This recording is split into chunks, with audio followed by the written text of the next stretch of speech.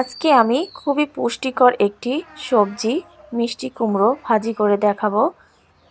এটি রান্নার ক্ষেত্রেও বেশ কিছু প্রয়োজনীয় টিপস আছে যেগুলো আজকে আমি আপনাদের সঙ্গে শেয়ার করতে চলেছি। সো প্লিজ শুরু থেকে শেষ পর্যন্ত ভিডিওটি দেখবেন।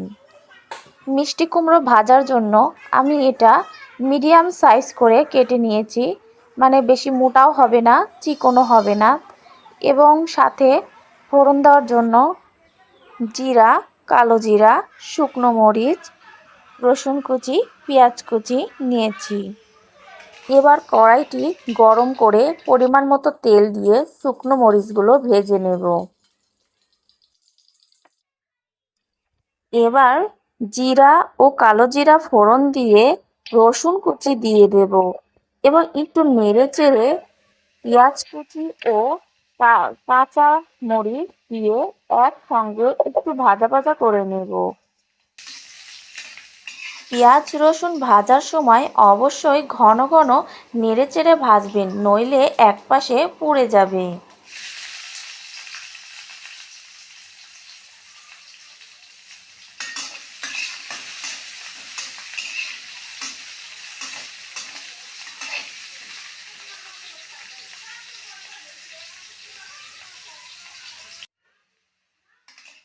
পেঁয়াজ রসুন ভাজা ভাজা হয়ে এলেই এবার মিষ্টি কুমড়োগুলো দিয়ে পরিমাণ মতো লবণ দিয়ে ভালোভাবে নেড়ে চেড়ে ঢাকনা দিয়ে ঢেকে দেব। এই ভাজিতে কালো জিরা, রসুন ও শুকনো মরিচ অবশ্যই ব্যবহার করবেন। এতে ভাজি থেকে খুব সুন্দর একটা সুঘ্রাণ বের হয় এবং খেতেও খুব ভালো লাগে।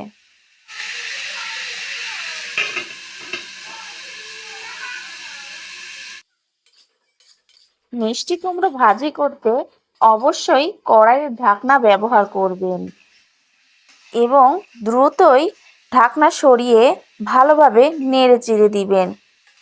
সবজি থেকে যখন সামান্য পানি বের হয়ে আসবে ঠিক তখনই হলুদ গুঁড়া দিয়ে দেব।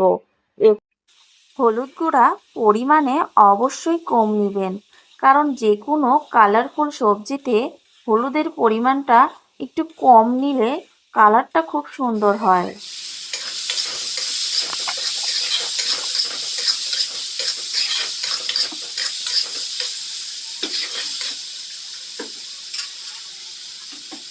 অনবরত নেড়েচেড়ে ভাজি করার পর যখন দেখবেন সবজিটি পুরোপুরি সেদ্ধ হয়ে গেছে, তখন আর ঢাকনা ব্যবহার করবেন না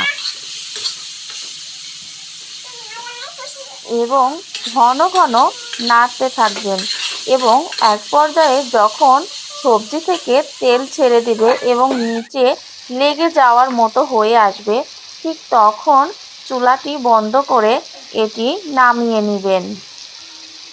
আমার ভাজিটি ভালোভাবে লক্ষ্য করে দেখুন যে এটি থেকে পরিমাণ মতো তেল ছেড়ে দিয়েছে এবং নিচে অনেকটাই লেগে যাওয়ার মতো হয়ে গেছে।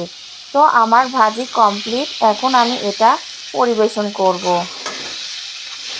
মিষ্টি কুমড়ো ভাজি আপনাদের কেমন লাগলো অবশ্যই কমেন্টে একটি কমেন্ট করে আমাকে জানিয়ে দিবেন।